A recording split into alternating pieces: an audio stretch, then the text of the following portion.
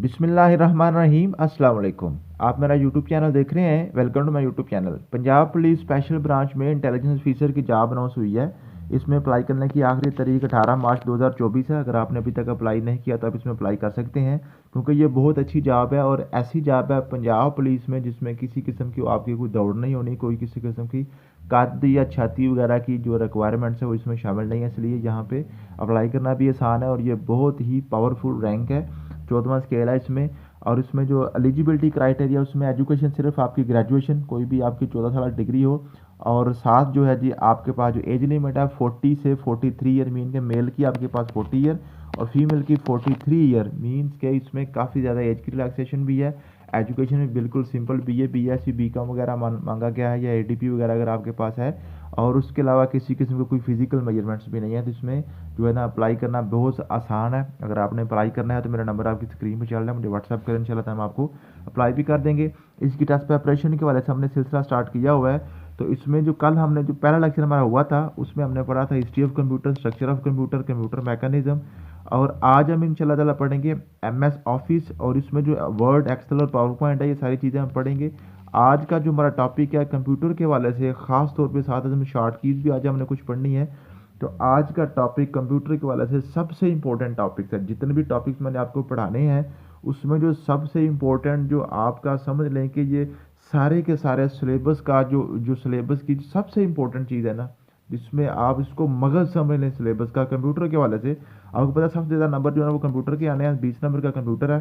तो ये जो 20 नंबर के कंप्यूटर का सारा हमारा सिलेबस है ना, उसमें सबसे इंपॉर्टेंट पार्ट यही होता है। ठीक है, इसलिए आज का लेक्चर आपने कंप्यूटर के वाले से ख़ास तौर पे बड़े ध्यान से, बड़े गौर से, और इसको आपने टॉप प्रायोरिटी पर रख के इसको आपने क्लियर करना है। यहाँ से आपका मैक्सिमम पेपर आना है। और जो मुताले पाकिस्तान उसके वाले से आज कल हमने पढ़ा था नेशनल हीरोज़। नेशनल हीरोज़ में हमने पढ़े थे कायद आज़म रहमतुल्लाह अलैह और अल्लामा इकबाल रहमतुल्लाह अलैह और सर सैयद अहमद खान रहमतुल्लाह अलैह। ठीक है, ये हमने 3 हीरोज़ पढ़े थे।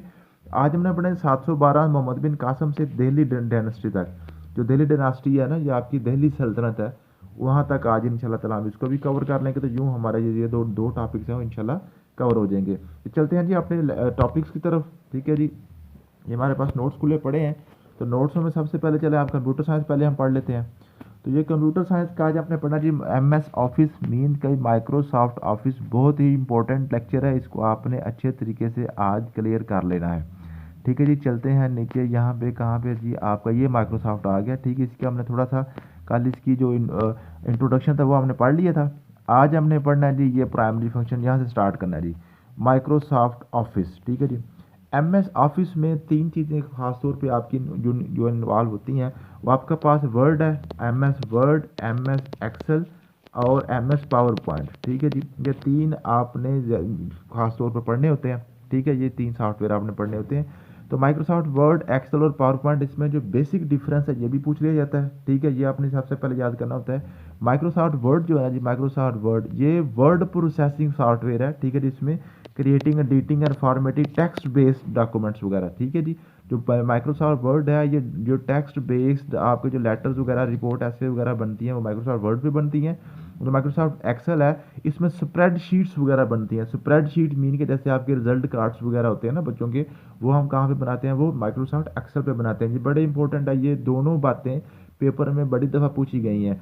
तो जो आपका टैक्स रिलेटेड है, जो लेटर रिपोर्ट्स ऐसे वगैरह लिखे जाते हैं वो माइक्रोसॉफ्ट वर्ड में लिखे जाते हैं। जो स्प्रेड शीट्स है ना, जो कैलकुलेशंस वगैरह हैं, जो डाटा की ऑर्गेनाइजेशन है, जो आपके यहाँ पे को रिपोर्ट्स वगैरह आपने बनानी होती हैं, कि आपने कोई रिजल्ट कार्ड्स वगैरह बनाने होते हैं, वो हमारे माइक्रोसॉफ्ट एक्सेल में बनते हैं। और जो माइक्रोसॉफ्ट पावर पॉइंट है उसमें प्रेजेंटेशंस वगैरह बनती हैं। प्रेजेंटेशन वो पूछ लेता है कि आप मल्टीमीडिया जो आपके पास पीपीटीज वगैरह हैं वो कहाँ पे बनती हैं, वो माइक्रोसॉफ्ट पावर पॉइंट में बनती हैं। ठीक है जी, उसके बाद वर्किंग के वाले से बात करते हैं। तो वर्किंग में डाटा मैनिपुलेशन है जी।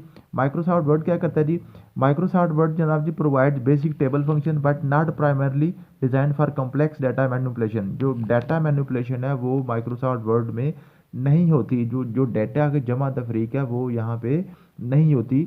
उसमें क्या होता है, जस्ट क्या होता है, एक आपको जो ना बेसिक टेबल फंक्शन तो प्रोवाइड करता है, टेबल्स वगैरह हम बना सकते हैं, लेकिन यहाँ पे डाटा की मैनिपुलेशन नहीं होती। माइक्रोसॉफ्ट एक्सेल क्या है जी, ये इसमें पावरफुल टूल होते हैं जो डाटा ऑर्गेनाइजेशन के कैलकुलेशन फार्मूलाज वगैरह इसमें मौजूद होते हैं, ठीक है जी।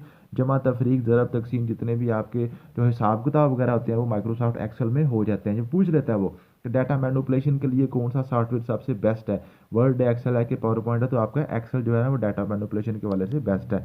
माइक्रोसॉफ्ट पावर पॉइंट जो है ना, माइक्रोसॉफ्ट पावर पॉइंट भी बिल्कुल भी किसी किस्म की इसमें भी डाटा मैनिपुलेशन को जमा तफरीक के क्वेश्चन वगैरह यहाँ पे नहीं होते, ठीक है जी। तो जो डाटा मैनिपुलेशन को सिर्फ कौन का होता है जी, ये माइक्रोसॉफ्ट एक्सेल जो है ना ये डाटा मैनिपुलेशन के हवाले से ये काम करता है, बाकी दोनों नहीं करते। उसके बाद ग्राफिकल एलिमेंट्स हैं। ग्राफिकल एलिमेंट्स में जी माइक्रोसॉफ्ट वर्ड जो है ना allows user to insert image shapes chart into documents but primarily focus on text formatting. जो हमारा माइक्रोसॉफ्ट वर्ड है ना, इसका जो बेसिक फोकस है वो तो टेक्स्ट वगैरह पे होता है, जो लिखने के ऊपर होता है, ठीक है जी, टेक्स्ट फॉर्मेटिंग पे होता है। लेकिन ये जो है ना इमेज वगैरह शेप्स या चार्ट्स वगैरह भी इंसर्ट करने का अलाउ करता है। आप माइक्रोसॉफ्ट वर्ड पे जब आप काम कर रहे हैं तो अपने डॉक्यूमेंट्स में जो भी आप लिख रहे हैं उसमें तस्वीर वगैरह अगर आप लगाना चाहें तो लगा सकते हैं। लेकिन जो माइक्रोसॉफ्ट एक्सेल है ना, primarily focus on numerical data but can also include some basic charts and graphs. इसमें सिर्फ चार्ट्स और ग्राफ्स वगैरह बेसिक आ सकते हैं, लेकिन इसमें आप कोई किसी किस्म की पिक्चर्स वगैरह जो है ना इसमें आप ऐड नहीं कर सकते। इसका जो प्राइमरली फोकस है वो न्यूमेरिकल डाटा पे है। न्यूमेरिकल डाटा मीन के जमा तफरीक हिसाब किताब के ऊपर होता है। माइक्रोसॉफ्ट पावर पॉइंट जो है जी specializes in creating slides with multiple elements including image, videos, audio and animation।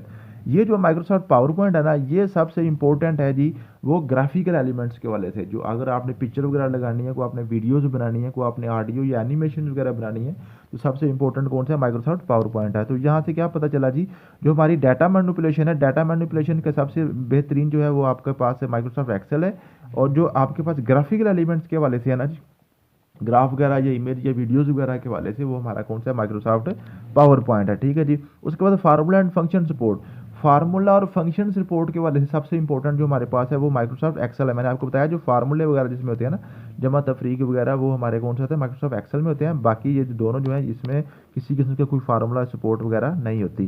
Printing and page layout, printing वगैरह जो है ना वो सभी की सभी जो है ना, माइक्रोसॉफ्ट वर्ड भी जो है जनाब वो प्रिंटिंग को अलाउ करता है, माइक्रोसॉफ्ट एक्सेल भी करता है, और माइक्रोसॉफ्ट पावर पॉइंट भी जनाब आपको प्रिंटिंग वगैरह को जनाब वो करता है, ठीक है जी।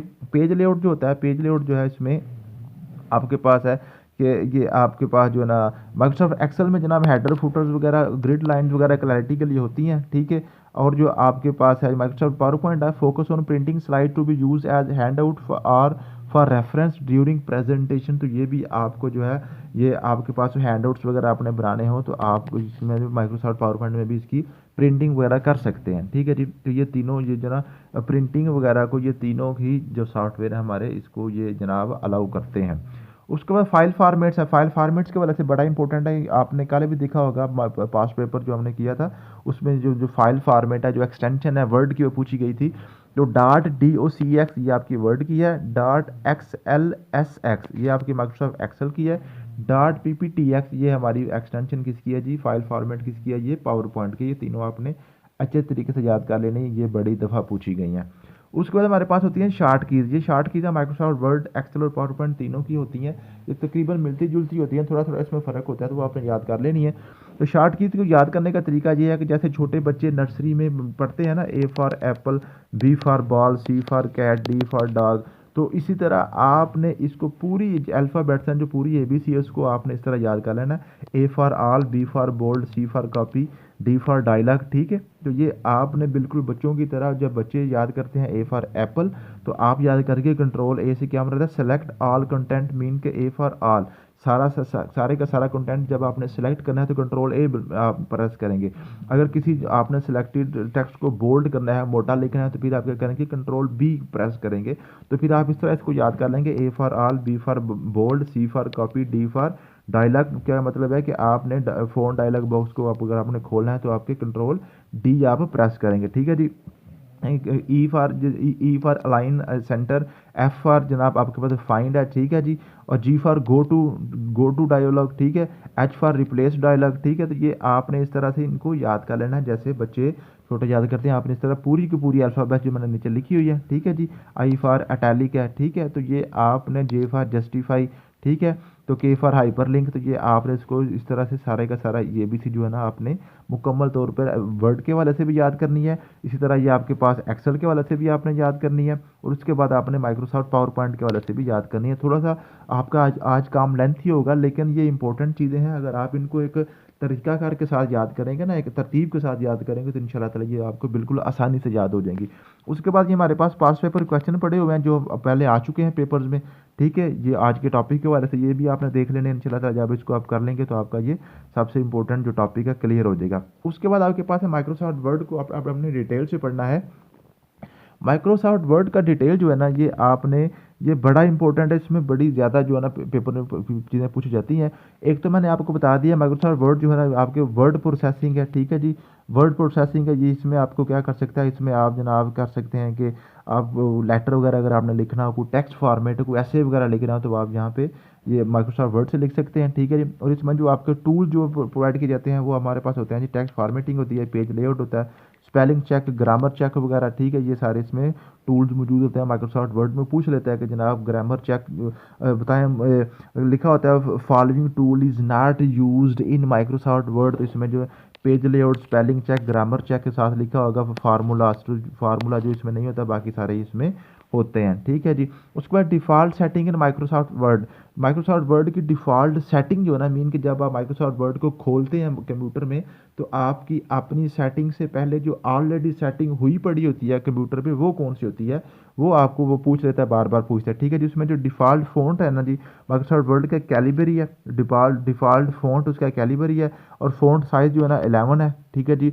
और स्मॉलेस्ट फ़ॉन्ट साइज़ जो वो प्रोवाइड करता है वो 8 पॉइंट प्रोवाइड करता है, और लार्जेस्ट जो फ़ॉन्ट साइज़ है वो 72 आपका जो ना जो फ़ॉन्ट साइज़ होता है, जो आप जब आप लिख रहे होते हैं, जो आपकी जो राइटिंग होती है उसको छोटा बड़ा आप कर सकते हैं। तो सबसे छोटा जो आपका डिफ़ॉल्ट फ़ॉन्ट साइज़ आपको मिलता है वो आपका 8 होता है, और डिफ़ॉल्ट में जो सबसे बड़ा होता है वो 72 होता है। जहाँ पे जो आपका आप राइटिंग को छोटा बड़ा करने के लिए विंडोज़ होती है ना, तो उसको जब खोलें तो सबसे छोटा आपको 8 मिलेगा, सबसे बड़ा आपको 72 पॉइंट्स मिलेंगे। ये बड़ा इंपॉर्टेंट है। ये जो डिफ़ॉल्ट फ़ॉन्ट है इसके वाले से बड़े पेपर क्वेश्चन में पूछे जाते हैं, ठीक है जी। उसके बाद आपका पता है default page margin. Default page margin जो है ना जी, डिफ़ॉल्ट पेज मार्जिन है usually set to 1 inch on all sides. जो आपका ये जो पेज है ना, ठीक है, तो पेज की जब आपने राइटिंग लिखनी है तो यहाँ से भी एक इंच वो छोड़ देगा, इधर से भी, नीचे से भी, ऊपर से भी, ऐसे। तो यहाँ पे आपका जनाब राइटिंग लिखी जाएगी, ठीक है। तो आपकी चारों तरफ जो है 1 इंच का जो वक्फा होगा, 1 इंच की जो स्पेस होगी, वो डिफ़ॉल्ट मार्जिन में लिखी हुई होगी, वो ऑलरेडी सेट होगी। अगर आप इसको चेंज करना चाहें तो कर सकते हैं। उसके बाद आपके पास है डिफ़ॉल्ट लाइन स्पेसिंग। जो डिफ़ॉल्ट लाइन स्पेसिंग है ना, जब आपने एक लाइन लिखी उसके बाद नीचे जो दूसरी लाइन, फिर तीसरी लाइन, चौथी लाइन, पांचवी लाइन है, तो ये लाइनों के दरमियान जो स्पेस होती है, जो आपको फ़र्क होता है, वो आपको होता है जी सेट टू 1.15 और 10, ठीक है जी। या तो 1 पॉइंट होगी या 1.15 पॉइंट का ये जनाब स्पेस सेट होगी ऑलरेडी डिफ़ॉल्ट में, ठीक है जी। Default paragraph alignment. तो जो डिफ़ॉल्ट पैराग्राफ अलाइनमेंट होती है वो लेफ़्ट अलाइनमेंट होती है, मीन्स कि आपका जो पैरा है लेफ़्ट साइड से ऐसे ऐसे स्टार्ट होता है, ठीक है जी। ये जो लेफ्ट साइड वाली चीज़, ये आपको बिल्कुल बराबर की लाइनें लिखी हुई शो होंगी, राइट साइड पर लाइनें आगे पीछे हो सकती हैं, ठीक है जी। उसके बाद आपका डिफ़ॉल्ट पेपर साइज जो है ना, वो letter paper size, letter paper का होता है जी 8.5 पॉइंट जो चौड़ा होता है, और 11 पॉइंट ये जो ऊपर से टॉप से बॉटम की तरफ लंबा होता है, ठीक है जी। ये आपका डिफ़ॉल्ट पेपर साइज हो गया। और उसके बाद जो है ना आपके पास ये A4 साइज़ जो ना, A4 साइज़ पूछ लेता है वो कभी कभार, तो 210 से 297 मिलीमीटर ये इसके साइज़ होता है, वो पूछ लेता है बार बार पेपर में, कभी तो मैंने देखा है इसको भी, ठीक है। उसके बाद डिफ़ॉल्ट सेव फॉर्मेट है। डिफ़ॉल्ट सेव फॉर्मेट जब आप करेंगे तो आपने जैसे ही कंट्रोल S को प्रेस किया तो आप .docx फॉर्मेट में इसको सेव करेगा। इसके अलावा अगर आप PDF वगैरह में सेव करना चाह रहे हैं, वर्ड में सेव करना चाह रहे हैं, तो आप अपनी मर्ज़ी से उसको चेंज कर सकते हैं। लेकिन जो डिफ़ॉल्ट है, जो सेटिंग है, जो ऑलरेडी उसमें इंस्टॉल्ड है, वो आप क्या होगा जी .docx फॉर्मेट में इसको ये जो माइक्रोसॉफ्ट वर्ड की जो आपकी कोई भी राइटिंग है, कोई भी लेटर है, वो इसमें वो सेव करेगा।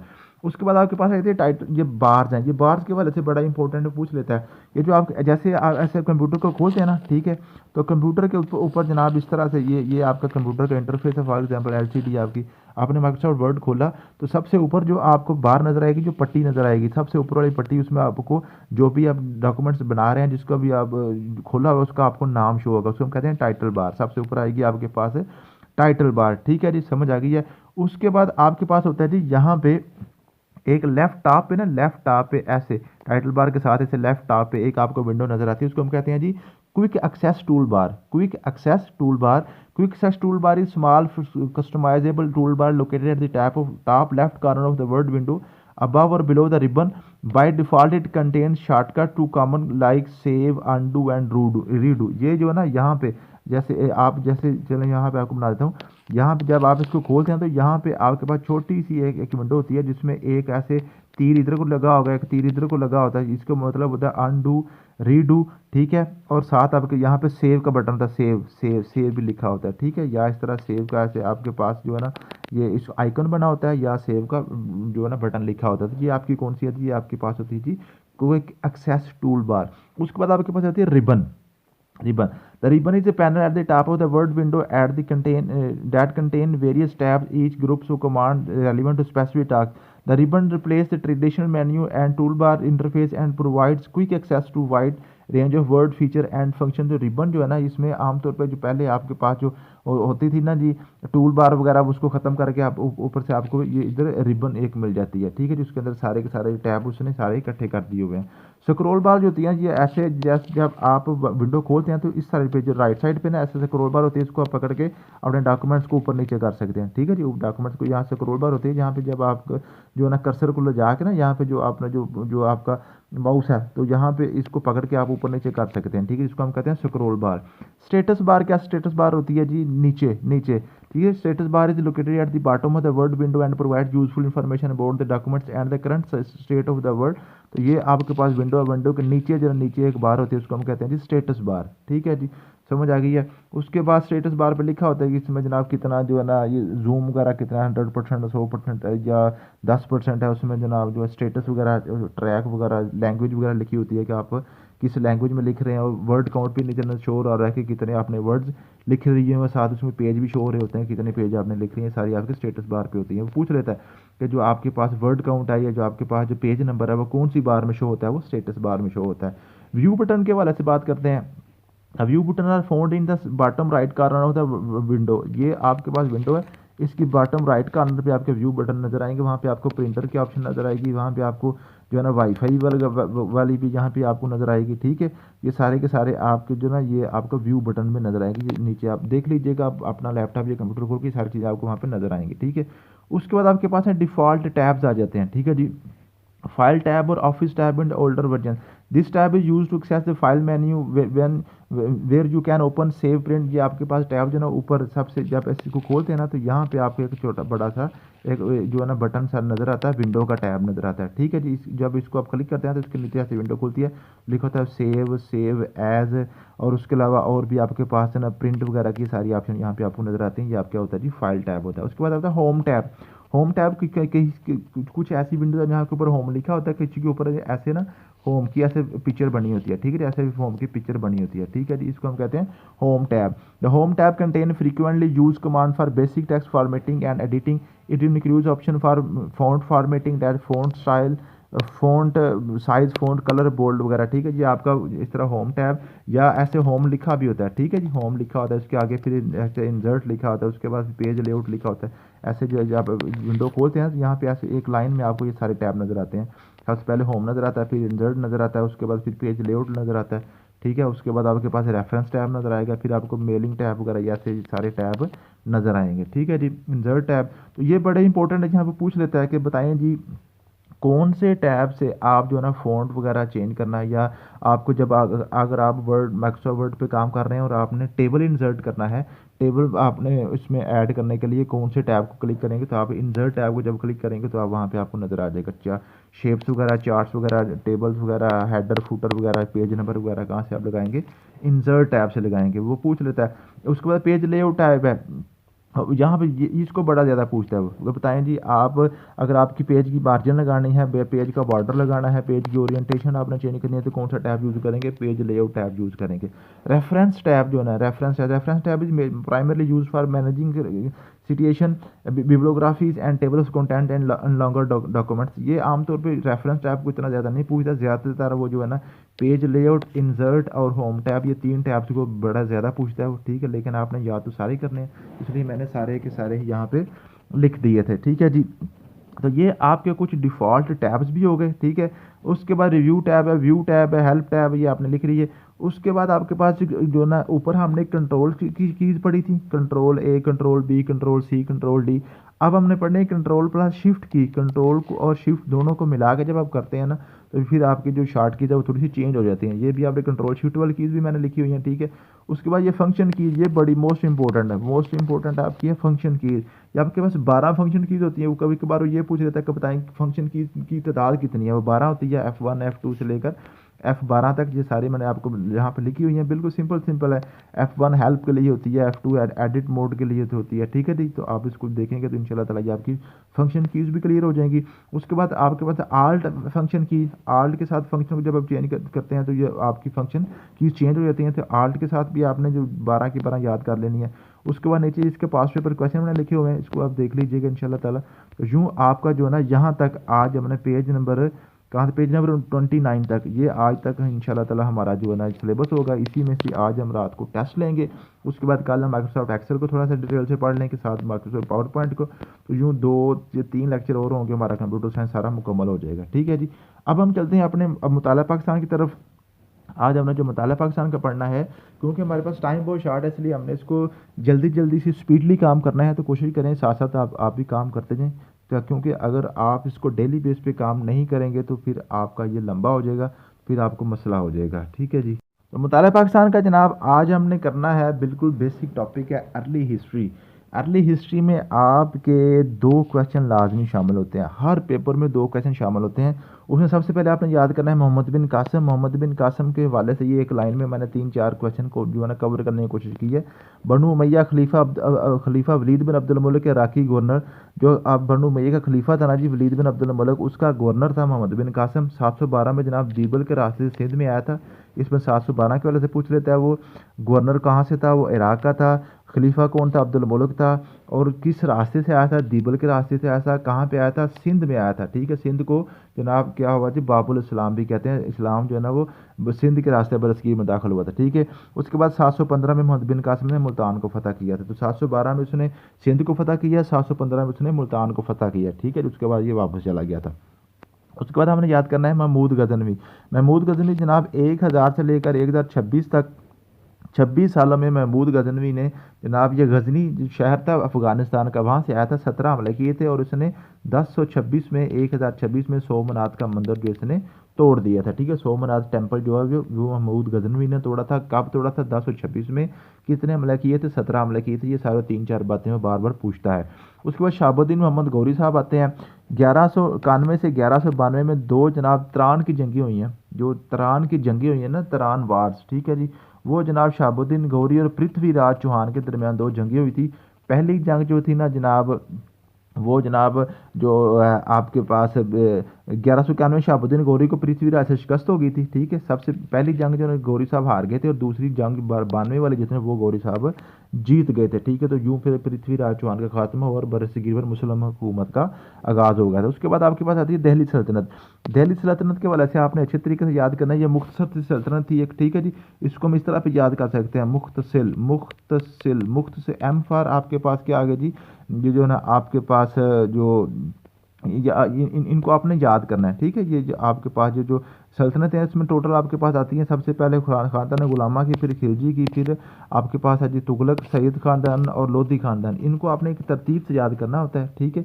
इनको आपने तरतीब से जब तक इसको याद नहीं करते तब तक या इसको आप जो है ना इसको ये आपको भूल जाता है, ठीक है। तो सबसे पहले आपके पास है गुलामा खानदान की सल्तनत है, उसके बाद है खिलजी खानदान की सल्तनत है, उसके बाद आपके पास तुगलक खानदान है, फिर उसके बाद है सादात खानदान है, फिर आपके पास है लोधी खानदान। इनको याद करने के लिए एक लफ्ज़ लिखा हुआ है मैंने, मुख्तसिल। मुख्तसिर ऐसे भी लिख लें या मुख्तसिल ऐसे भी लिख लें।